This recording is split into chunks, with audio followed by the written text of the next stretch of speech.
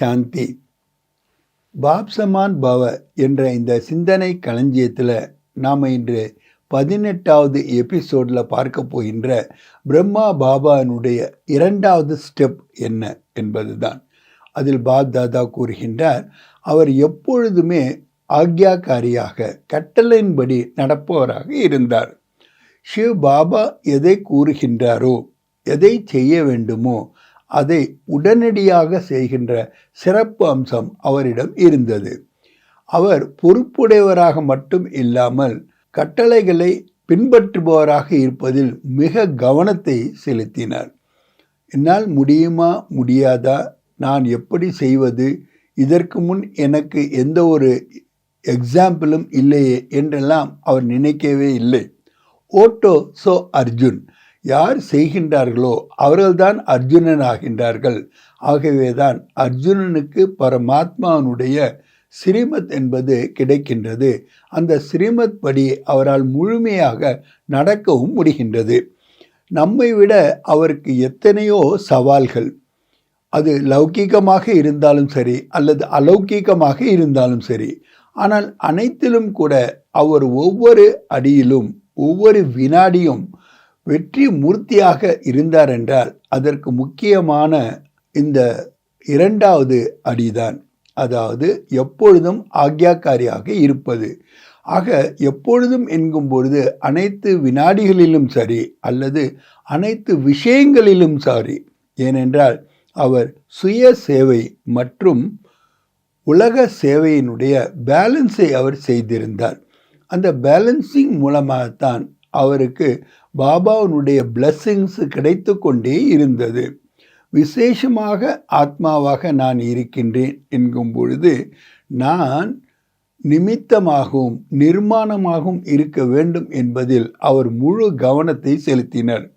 பாருங்களேன், இந்த முழு சக்கரத்தில் எத்தனையோ கோடி ஆத்மாக்கள் இருந்தாலும் கூட அவருடைய ஒரு விசேஷமான தன்மை, அவர் தந்தையாக மட்டும் இல்லாமல் தாயாகவும் இருக்கின்றார். ஆக தாயும் நீ தந்தையும் நீ என்று நாம் பக்தியில் பாடணும். ஆனால் அதனுடைய ப்ராக்டிக்கல் அனுபவத்தை இப்போ தான் நம்ம பெற்றுக்கொண்டே இருக்கின்றோம். சங்கம யுகத்தினுடைய சர்வ சிரேஷ்டமான பிராமணர்களாகிய நமக்கு சர்வ சிரேஷ்டமான பிராப்தியாக பிரம்ம பாபா தாயாக கிடைத்திருக்கின்றார். அவரை பாபா என்று கூறினாலும் கூட பிரம்மா என்று சொல்லும்போது தந்தையாக பார்க்கின்றோம். ஏனென்றால் எந்த ஒரு படைப்பிற்கும் தாயும் தந்தையும் அவசியமாக இருக்கின்றார்கள். 2 பேருடைய பாட்டு அதற்கென்று சில சிறப்பு தன்மைகளை உடையதாக இருக்கின்றது. சிவா ஆத்மாக்களுடைய தந்தையாக இருக்கின்றார். பிரம்மா நம் அனைவருக்கும் தாயாகவும் இருக்கின்றார். ஆகவேதான் படைப்பு என்பது பிரம்மாவினுடைய ஒரு சங்கல்பத்தின் மூலமாக படைக்கப்பட்டது என்று நம்புகின்றார்கள். ஆக இந்த விஷாலமான காரியத்தில் கூட ஒவ்வொரு நேரத்திலும் கூட பாபா எப்பொழுதுமே ஜி ஹசூர் என்று தான் கூறினார். சிவ பாபா எதை கூறினாலும் சரி அடுத்த வினாடியே அவற்றை நடைமுறைப்படுத்தினார். ஏன் எதற்கு என்ற கேள்வியை கேட்டதில்லை. பாபா எந்த ஒரு கிளாரிஃபிகேஷனும் சிவபாபாட்ட கேட்டது இல்லை. ஆனால் அவ்யக்த வாணியில் நீங்கள் பார்க்கலாம், எந்த ஒரு சத்தியத்தையும் அவர் கூறும்போது அதை சப்ஸ்டான்ஷியேட் பண்ணுவதற்கு அதனுடைய காரணத்தையும் கூறுவார். அது அவருக்கு கூறணுங்கிற அவசியமே இல்லை.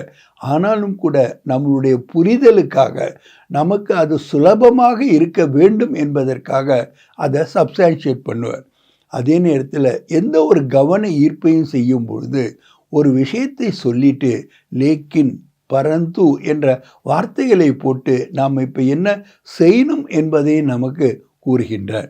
ஆக பாப் தாதானுடைய படிப்பினுடைய ஒரு சிறப்பு அம்சமே என்னவென்றால் நமக்கு காரணம் மட்டும் கூறாமல் நிவாரணத்திற்காகவும் வழிவகுக்கின்றார். ஆக prevention is better than cure என்பதற்கிணங்க அவருடைய ஞானத்தை, அவருடைய இன்ஸ்ட்ரக்ஷனை, அவருடைய கட்டளையை நாம் ஒவ்வொரு அடியிலும் பயன்படுத்தும் பொழுது நமது பறக்கும் கலையினுடைய அனுபவத்தையும் நம்மளுடைய ஸ்பீடை நாம் அதிகரிக்கவும் புருஷார்த்தத்திலையும் சரி சேவையிலையும் சரி நம்மால் செய்ய முடிகின்றது. ஆக பிரம்மா பாபாவினுடைய 2வது அடியான சதா ஆக்ஞாக்காரி, அதுவும் எப்பொழுதுமே ஒவ்வொரு நிமிடத்திலும் கூட ஒவ்வொரு விஷயத்திலும் கூட அவர் கட்டளின்படி நடப்பவராக இருந்தால், அதே போன்று நாமும் கூட பாப் சமமாக ஆவதற்காக இந்த கட்டளைகளின்படி நடப்போமே. நல்லது. ஓம் சாந்தி.